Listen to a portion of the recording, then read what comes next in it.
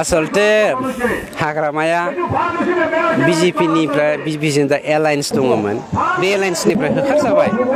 होखारजानानै लाजिनायनि जा पर्दा बे पर्दाखौ बाहायनो थाखायसो बे सोदोबखौ बाहायदों हाग्रामाया क'क्राझाराव मोनसे देरहागोन हाग्रामा गुदा हाग्रामाया खिन्थु मोननैयावबो जेनगोन मोनसेल' सिटआव हाग्रामाया देरहानायनि सम्भाबना दङ बेखौबो 10 तारिखआव जोंना क'क्राझार आरो चिरां जिल्लाया इलेक्सन जागोन नालाय 10 तारिखनि सिगां जों फोजोबखागोन थारमाने हाग्रामाया जिर' खासै बेवहाय नेशनेल पार्टी बिजेपिनि बाथ्राखौथ' गुलिमार इउपिपिएलजोंनो फैथोंसै चेलेन्ज खालामनो पलिटिकेलि आं बिथांखौ अपेन चेलेन्ज खालामो बिथाङा देग्लाय सरकार दानो नाजासै गावनो मोननै सिटआव होनानै देरहानो नाजासै बेखौसो आं चेलेन्ज खालामो 27निफ्राय 32 मिनिमाम 27 मेक्सिमाम जों 32 मोनगोन बे 100% सैथो नाथाय नोंथांखौ गोबां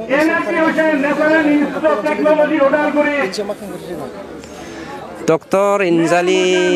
अनजलि दैमारि बिथांजोआ रामायणाव सासे खुजिबुरि होननाय दङ नङा होमबा बे खुजिबुरिनि केरेक्टारखौ लानाय बर' हारिनि सासे खुजिबुरि बेनिख्रुइ साबसिन आं एक्सप्लेनेसन होनो हाला অসমীয়াৰ সন্মানৰ যোগ্য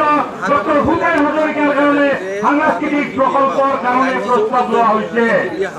এইটো কি বেয়া হৈছে নেকি दिनैनो दुध का दुध पानी का पानी प्रमाण हो गया नंगौना नङा दिनै माबायावहाय बाक्सा जिल्लायाव कमप्लिटलि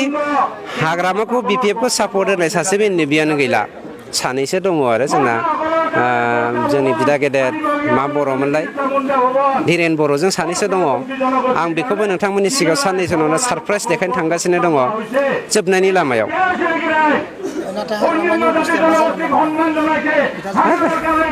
हाग्रामाया सासे कुटनीतिबिदमोन राजखान्थिगिरिमोन खिन्थु रायजो राजाखौ थगायबाय रायजो राजाखौ अहेबाव जं सुबाय देगार सुबाय जायनि थाखाय रायजो राजाया दिनै सापर्ट खालामाखिसै बेनिखायनो बिथाङा दिनै गावनि फिथाइखौ मोननो थांगासिनो दङ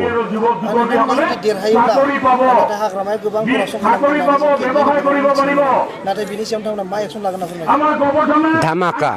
बिजेपिया होनदों ख्रिस्टमास धामाका खालामगोन 15 तारिखआव सरकार दागोनथ' इउपिपिएलआ आंथ' गौरबजों अहंकारजों बिखा माने फोरदाननानै बुंनो हायो इउपिपिएलआ 15 डिसेम्बराव सरकार दागोन आरो सरकार दानायनि उनाव हाग्रामाल' नङा जायफ्रा मेम्बारसिम माने कारापसनाव इनभल्भ दङ साफ्रोमखौबो जोङो सेन्ट्रेल जेलाव सोखागोन बे 100% सैथो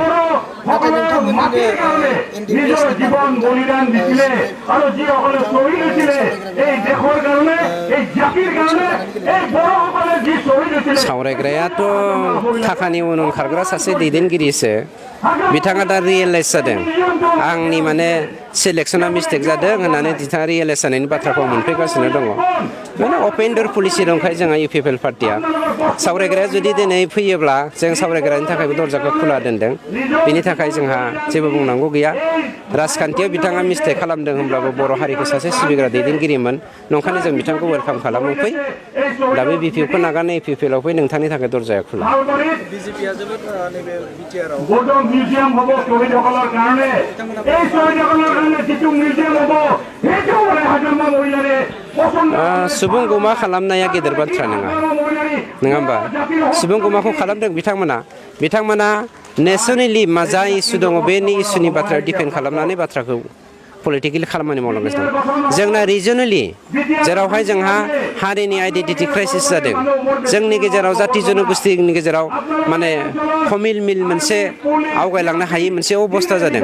बेनिखायनो लास्ट 17 बोसोराव बिपिएफजों भैरा सरनियाजों जा बर' पलिटिकेल पार्टिखौ लाबोनानै जोंनि गेजेराव जोंखौ सोखावदों जोंनि गेजेराव असान्ति सृष्टि खालामदों बेखौ दाफुंहोनायनिनो जोंनि इउपिपिएल हान्जानि मेइन स्ल'गान जायनि जाहोनाव जों होनदों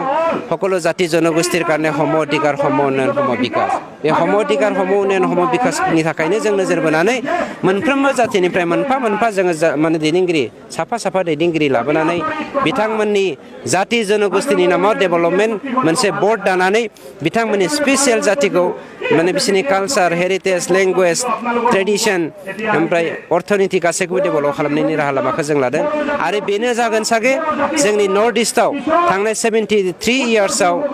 इयार्सनि उनाव दाजानाय मोनसे बयनिख्रुइ साबसिन एडमिनिस्ट्रेटिभ सिस्टेम जाय एडमिनिस्ट्रेसन सिस्टेमखौ इन्टारनेसनेल फल' खालामनो बाध्य जागोन